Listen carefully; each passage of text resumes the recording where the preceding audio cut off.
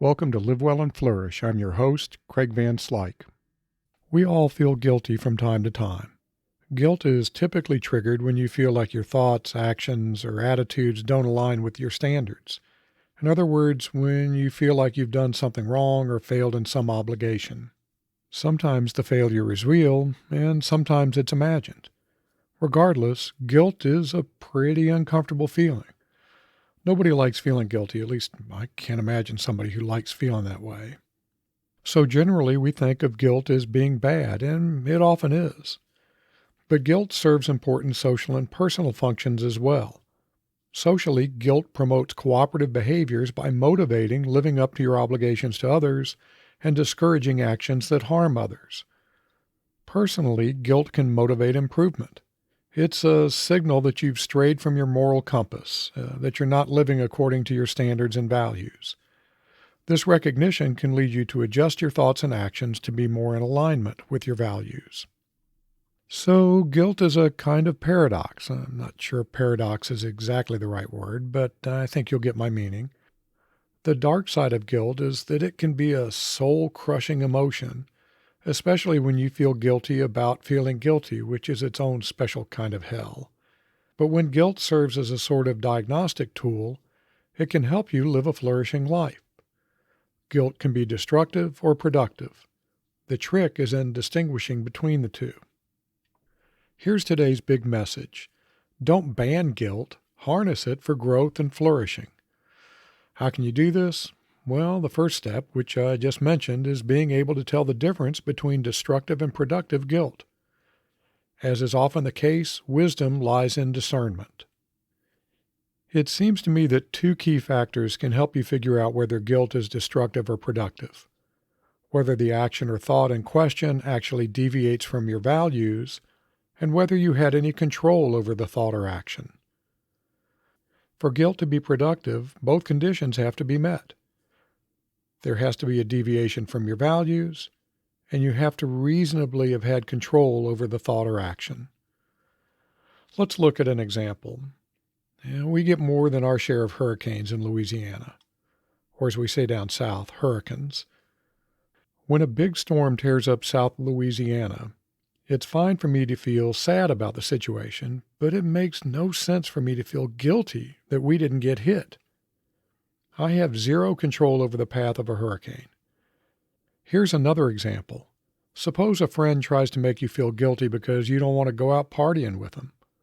If staying home is better aligned with your values, then any guilt you feel is unproductive. It's destructive. Staying home is within your control, but it's not contrary to your values. So the guilt isn't a signal that you need to make a change. In the first example, the hurricane's out of my control, so I don't need to feel guilt. Any guilt I feel is counterproductive. In the second example, whether I go out is under my control, but going out doesn't align with my values. So I shouldn't feel any guilt there either. And if I do, I need to consider it as being unproductive.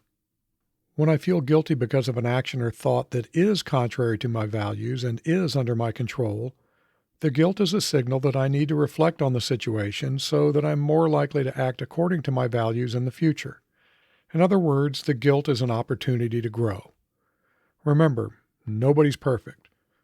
You're going to make mistakes and you're going to feel some guilt. The best way to deal with that guilt is to use it as a trigger for growth and improvement.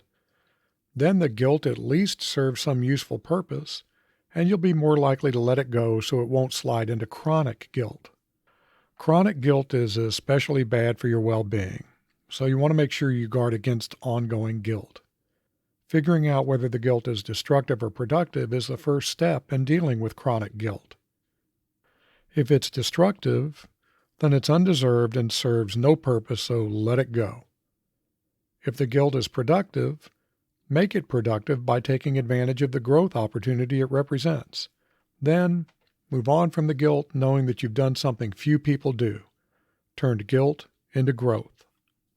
I'm going to close out this episode by talking about some particularly problematic causes of guilt: perfectionism, regret over the past, and fleeting thoughts. Recognizing these guilt triggers can help you manage the guilt more effectively. Perfectionism is often a cause for guilt. Ask me how I know this. Perfectionists feel guilty over even small mistakes. And there's kind of a little bit of hidden arrogance in this sort of perfectionism. Nobody else is perfect, so unless you think you're better than everyone else, being perfect really is an unreasonable expectation, so don't feel guilty over small mistakes. The guilt saps you of the mental energy that can be better used to diagnose the cause of the mistake so that similar errors can be avoided in the future.